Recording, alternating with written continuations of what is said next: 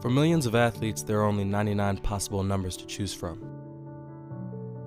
99 different numbers, but millions of different meanings and stories. Some are random, some idolize childhood heroes, and some are more personal.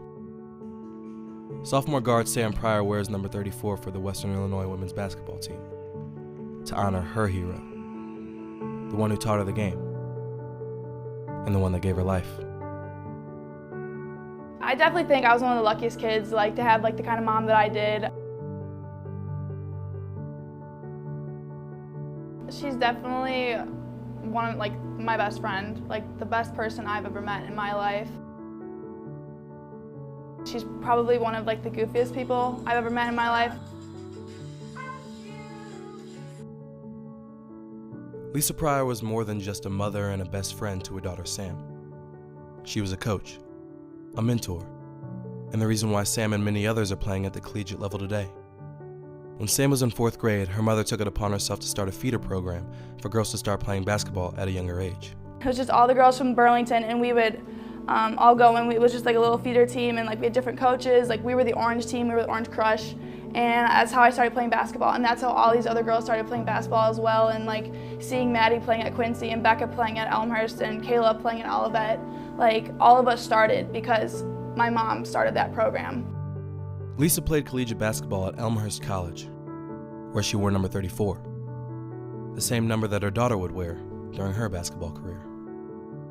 I always wanted to be number 34 in everything I did, and in middle school, I remember we were picking out uniforms, and I actually stiffed this one girl because it was supposed to be her turn to go, and I was like, is number 34 left? She's like, yeah, but I'm gonna get it. I'm like, no, you're not. And I cut her, and the girl was so mad at the time, but I didn't care. And ever since then, I've been number 34. I went in the equipment room in 6th grade, and I pulled the number 34, and I was like, this is my number. In the spring of 2009, Lisa began to get sick. By July of the same year, she was diagnosed with cancer, multiple myeloma, a cancer of plasma cells that attacks and weakens the bones, immune system, and kidneys.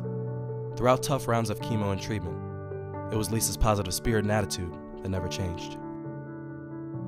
When she got really sick and had to shave her head, that would bring any girl to tears. I would cry if I lost my hair, but my mom, I remember, I think it was Thanksgiving one year, we all sat at the table, and my mom brought out Expo Sharpie markers, and me and my cousin, she was drawing my head. And we all drew faces and stuff, and hearts on her head, and so and she had to go back to the hospital. So she'd go to the hospital, and I think I drew eyes on the back of her head, and she'd walk down the hallway, and the back of her head would be I see you or something. It was just that aspect of her, made her one of the best people I've ever met, the best person I've ever met in my life.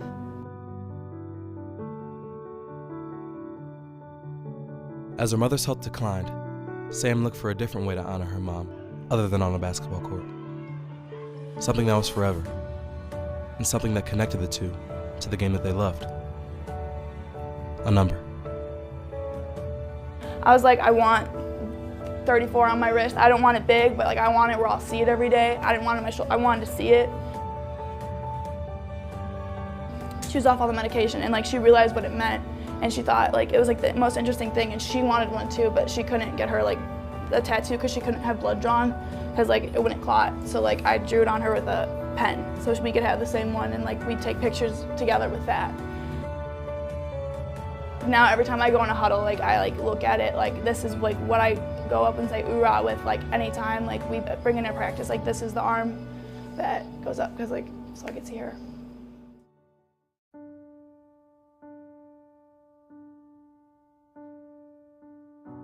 Lisa Pryor lost her 7-year battle with cancer on July 9th, 2016. She was 51. After losing part of her family, it was Sam's future basketball family who would come to support her. 3.5 hours away, Coach Gravina and his team traveled to Elgin to pay their respects to the Pryor family. They all came to the memorial service though. I didn't know them, and they all came, and they all hugged me, and Gravina was crying, and I didn't know, I committed, but I didn't know him. So I think just from that start, I knew I was in a good place. In her first collegiate season, the women were crowned Summer League regular season and tournament champions, highlighted by a win against a school she had previously committed to, in a game with a halftime score of 34-34. in which WIU's leading scorer notched 34 points. The first year of college is always tough, and in Sam's case, probably tougher than most. As time has passed, she's grown stronger and has a new outlook on life. And even though it's hard sometimes, she knows that she has the support of her teammates, her family, and most importantly, her biggest fan.